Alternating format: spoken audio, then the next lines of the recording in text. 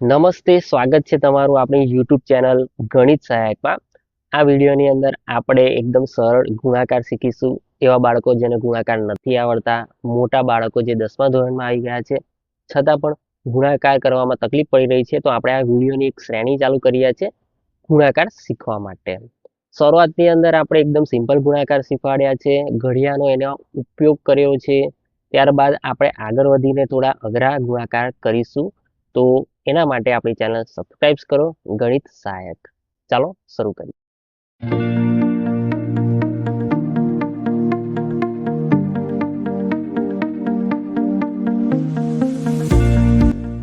સૌપ્રથમ આપણે 2 વડે ગુણાકાર કરતા શીખીશું. તે માટે આપણી પાસે અહીંયા 2નો ઘડિયો પણ હાજર છે અને 2 દાખલા છે.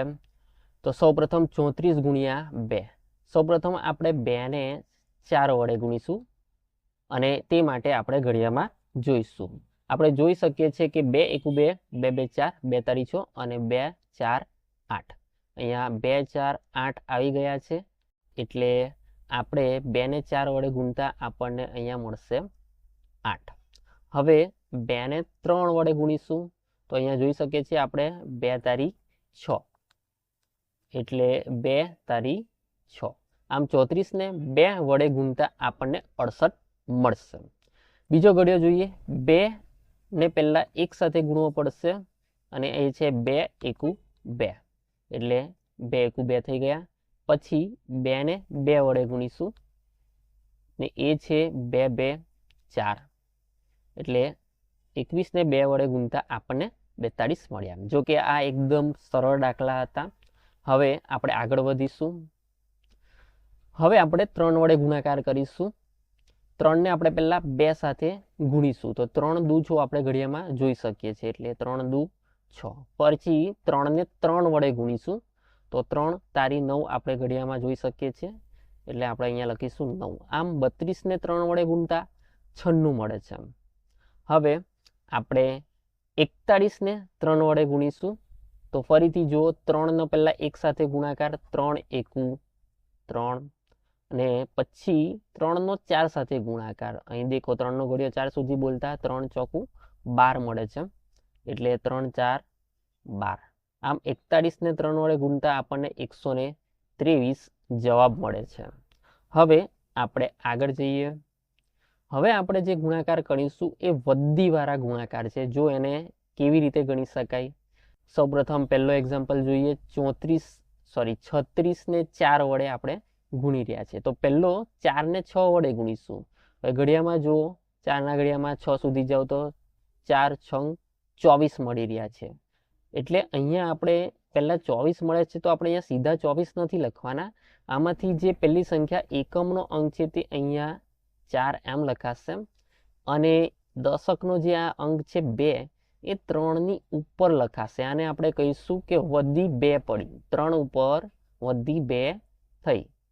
હવે આપણે 4નો 3 વડે ગુણાકાર કરીશું અને ઘડિયામાં જોઈ શકીએ છીએ 4 તરી 12 મળે છે. 4 તરી 12 મળે છે, પણ આપણે સીધા 12 નહીં લખીએ કારણ કે એની ઉપર 2 વધી છે, એટલે 12ની અંદર આપણે 2નો સરવાળો કરીશું.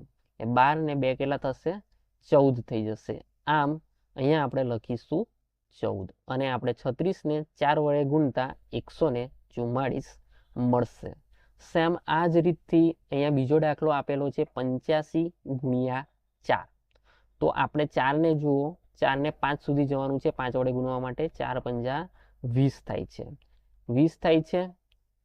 પણ આપણે અહીંયા સીધા 20 નહીં મૂકીએ, પહેલા જે એકમનો અંક છે તે અહીંયા આવશે 0 અને જે દશકનો અંક છે તે 8 ઉપર વધી જશે, વધી પડશે 8 ઉપર 2. હવે આપણે 4ને 8 વડે ગુણીશું. 4 8 આપણે જોઈ શકીએ છીએ કેટલા છે? 32 છે, 32 છે.